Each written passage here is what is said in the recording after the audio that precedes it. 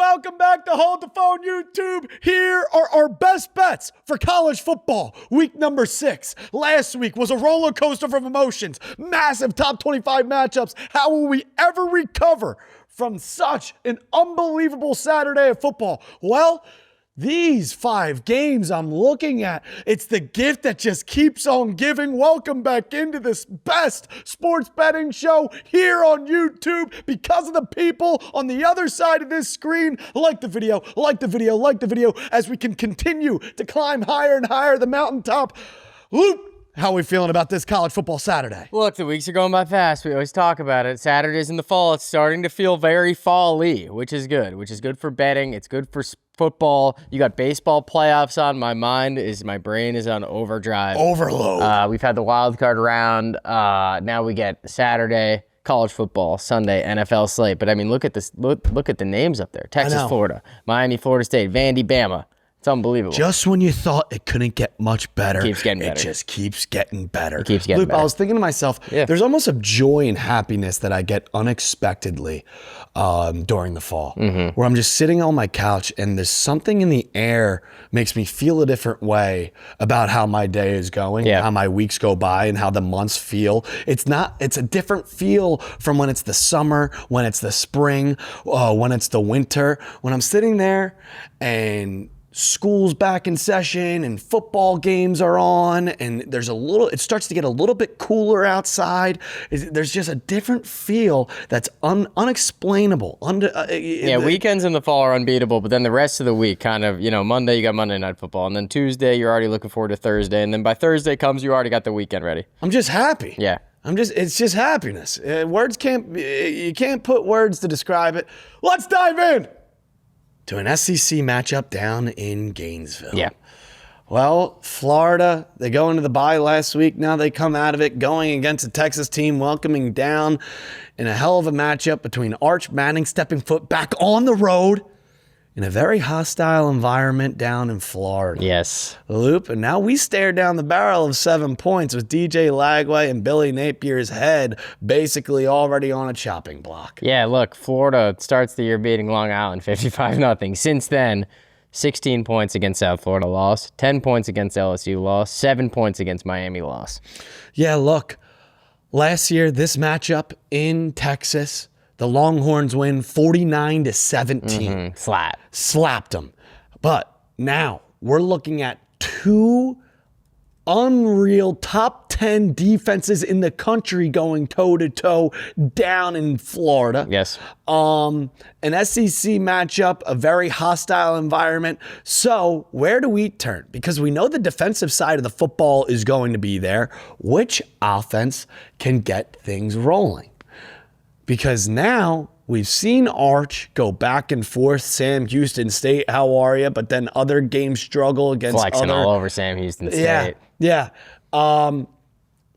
Look, Texas's defense has allowed 4 touchdowns this season. Yep. Florida's defense has allowed 5 touchdowns this season. Florida stuck around in that LSU game in Baton Rouge, even though Lagway throws for 5 interceptions, and then last week they come out again, 2 weeks ago, they show a little bit of fight against Miami, but still couldn't get the ball across. The offense still struggles, but the defense is keeping them in these ball games.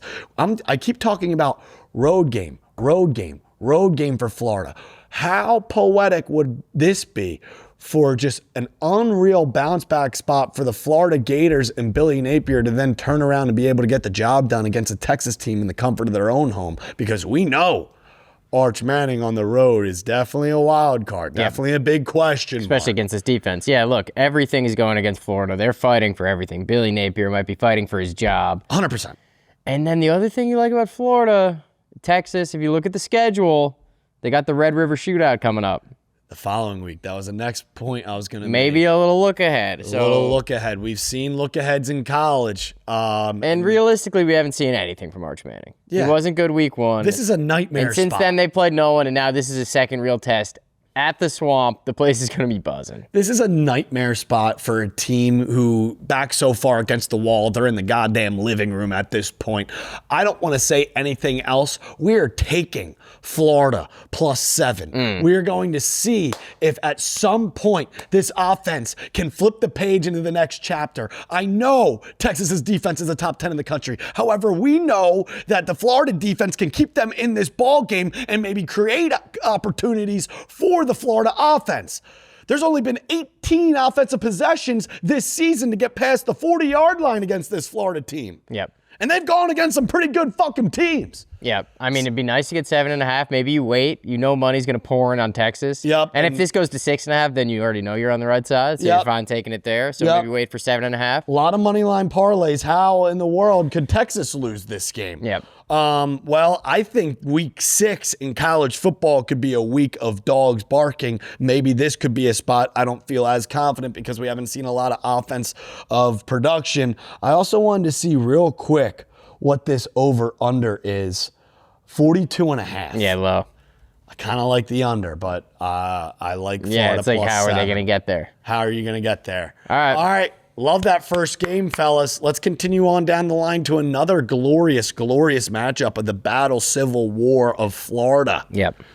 Miami taking a trip down in Tallahassee to play the Seminoles, who were also, you want to talk about a nightmare spot? You want to talk about a look-ahead game? Last week, Florida State getting prepared for Miami to come to their house. Game was insane. They go to UVA during the week to play the Cavaliers, who have been buzzing recently, and they lose that game in OT. That one touchdown that they called back was shocking. Obviously, just an absolute night to be in UVA. Now they get the bounce back spot at home against Miami. Miami just seemingly being, I feel like, definitely a top 3, top 2, top 1 team in the country as we speak. Loop, thoughts on this game? Florida State coming off a really tough loss. I don't know. It seems it's not too similar to the Florida-Texas game, but, you know, you got the better team coming on the road. National title hopes. Florida State needs a win to kind of get back in the playoff conversation. Yeah. If you're taking Florida State, you're going to need Castellanos to run all over the Canes. Yeah. Going into a tough environment. Yeah. Once again, Miami won this game last year at their place, 36-14. Obviously, 2 different ball clubs. At that point in the season, FSU was dead. Cam Ward was buzzing. I kind of saw a little bit of the regression at home for Miami against Florida, going against a tougher defense. And we saw FSU, the way they can play at home and how they can dominate the ground game and use Castellanos to their advantage. We saw them get the job done against Bama. Yep. They wiped up and down the field. Yep. And Florida State's in this atmosphere are going to be getting up, especially after a loss. Yep. You're getting 4.5 points. The problem is Miami right now has the best O-line in the country. Correct. Carson Beck, being a veteran quarterback, has the least amount of pressure statistically in the country. Yeah, you let him sit back, he'll dice you up. No one's touching Carson Beck right now. Nope. And then on the opposite side, very athletic, very fast D-line, which honestly plays in favor to trying to slow down Castellanos. This is a very well-balanced Miami team, but when it comes to matchups like this and rivalries like this in the in-state, obviously, FSU playing at home, they don't skinny out with a win in UVA. I almost think that plays more in our favor. Correct. They're coming off that loss. Miami is coming off a bye. Give us the Noles. Give us the Seminoles. I like them. Give me the Noles on the money line, too. I'm sensing an outright underdog winner. They beat Bama at home. They beat Bama at home pretty easily. Yeah. Why can't they go beat the Canes? It's been all sunshine and rainbows for Miami. How about a little smack in the mouth for FSU getting back in the playoff conversation? Give us FSU +4.5, and let's continue on down the line. But first, Luke, I want to tell them about a little a beverage that we like to call Light Strike. Light Strike, 5% alcohol. Okay. Resealable cap. Yep. They're delicious. Yep. Perfect pregame watching ball drink. 5% alcohol, non-carbonated. And there's some hydration in there. Hydration, coconut water. Yep. different flavors. I got lemon lime. What do you got? Mango? They're meant to be in the sun. So if you're tailgating and you're above the age of 21 down in the SEC or ACC, Big Ten, maybe wherever it's hot, maybe out on the West Coast, down south, Light Strike is a pretty solid drink to have because it's hydration. It looks like an athletic drink. We'll be sucking these down all football season. Yep. And speaking of an SEC matchup. Come on. Vanderbilt heading down to Alabama, down in Tuscaloosa. Mr. Pavia going against Ty Simpson. Going for back-to-back. Dude, I love these spots. I want to get in bed with these spots. Close the door, turn off the lights, and I want to get under the sheets with these spots.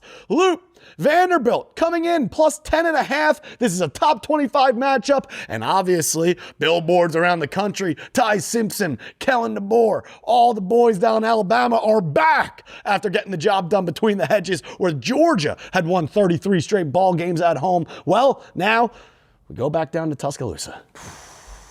Vandy coming off a big win against Alabama last year. Yep, at their place. Went down there as huge dogs. I mean, how big was that spread? Sorry, in Vandy. What was the spread? I think it was like 17 and a half, somewhere around there. God. This is a little different kind of a game, though, than last year. No expectations going into last year. I know. Now the word's out on Mr. Pavia and this Vandy team. Word's out. Vanderbilt's hot. I think it started at 13.5. This line has come down because, it's tough to lay this many points against a good team. Yeah. Everything in my body wants to take Vandy. Look, there's an old wise saying, and they've been saying it since the beginning of time. You take Pavia as a dog, and you fade Pavia as a favorite.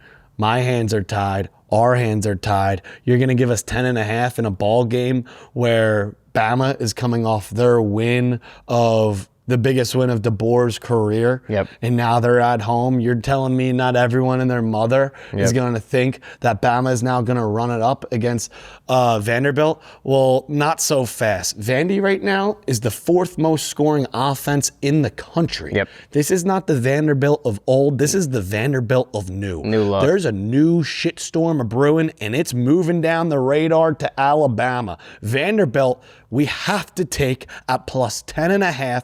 Mr. Pavia. Look, Alabama right now, they're kind of a one-trick pony. Yep. And that's passing the football with Ty Simpson, who is an absolute dog. Yep. Put it on the screen. Vandy plus 10.5.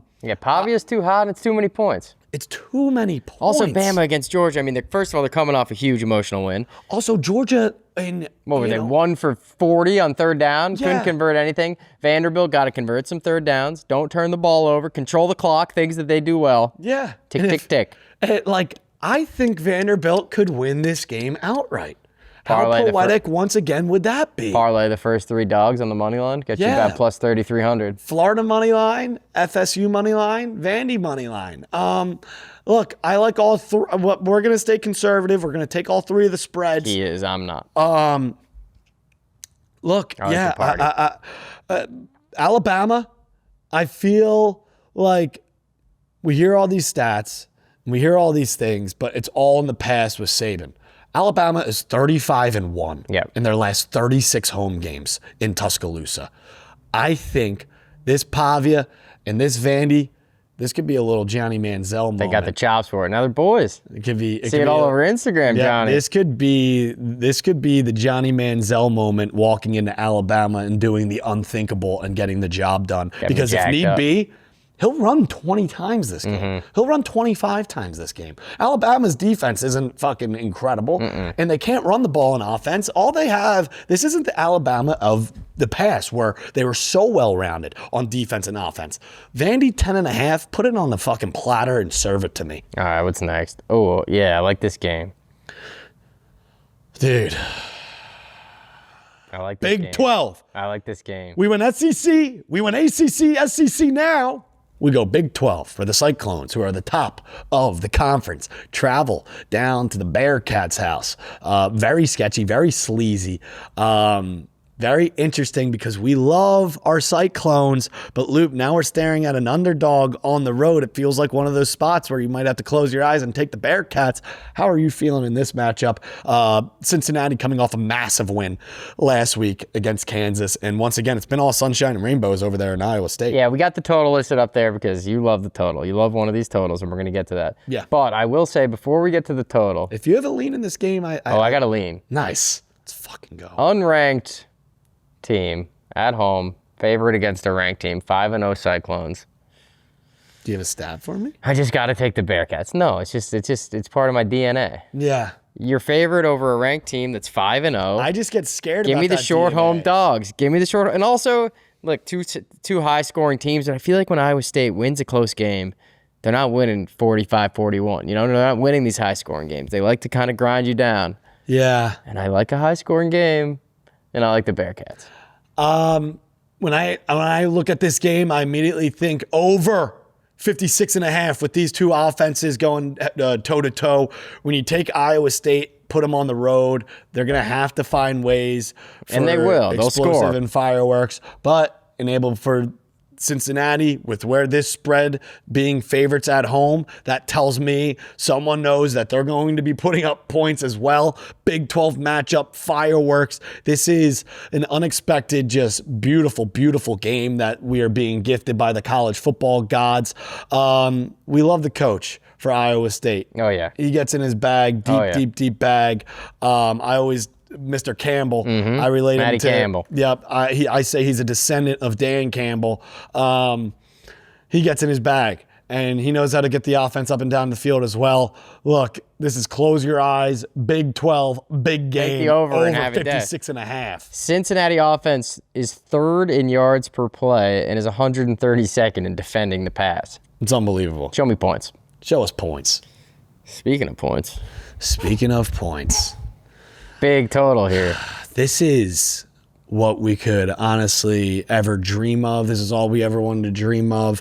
I want to talk about this spread first because it's so interesting. You love this game. I do love this game. I'm going to be looking forward to this game. The fact that UVA is getting 6.5 points after coming off their biggest game in a very long time, beating a top 10 opponent on a Friday night at home, emotional win. How about the storm field, dude? I thought those kids in the end zone were dead. Yeah. Like, it looked like they got sucked up by a twister. Yeah. Have we gotten a life check on those guys? Probably not, but they're okay. That was unbelievable. I've never seen a quicker storming of the field in my life. I was seriously worried about those guys. UVA is now ranked 24th in the country. Yep. They're brand new. I remember back in the day, there was like an old, when a team first newly gets ranked, I forget if it was in college football or college basketball, that you fade them the following game and usually things work out in your favor. The fact that we're staring down the barrel of a 6.5 point spread after all the news, all the buzz, all the press surrounding UVA, now ranked 24th, it's like, I feel like this is the biggest close your eyes and take Louisville minus 6.5. Yeah, and you're getting 6.5 points. What? And the fact that they're this big of dogs, newly ranked. Yeah, I mean, Louisville, I'm looking at their 4 wins right now.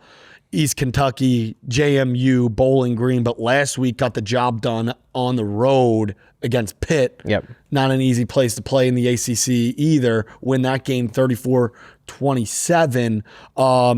Also, there's got to be good numbers on an unranked team giving a touchdown to a ranked team. Yeah. Yep. 100%. Yep. The kid from USC, Miller Moss, is under center for Louisville. They paid him a bag. They're all of a sudden undefeated. You win this game at home. You're now probably ranked. Yep. Once again, we saw fireworks from the UVA offensive side of the football. That kid is also very undisciplined. He loves to close his eyes and sling it. He was Anything begging. could happen. He was begging to let FSU back in that ball game. In fact, he did. There was a 14-0 run, another 14-0 run. The Pets' heads were falling off. I love Louisville minus 6.5, but I love even more over 61.5, a massive total Big in this number. game. Give us over 61.5 for the game. 3 dogs and 2 overs. It's like a full house. I know. Unbelievable. It's unbelievable. And funny enough, the 2 overs, we kind of like both favorites. Yes. Dude, I think we might sweep this Saturday. I think we're going to. I think we're At literally least 4-1. At least 4-1. I think we're literally going to sweep this Saturday. Fellas, this is why we gather here. We appreciate each and every single one of you. Stay tuned for tomorrow's NFL Week number 5 Best Bets episode, where we give our 5 favorite spreads, our 6-leg parlay, some touchdown scores, and discuss everything else in between. Comment your lock of the weekend, your questions, your concerns. What are you fading? What are you feeling? What are you tailing? And as always, we'll see you on the other side.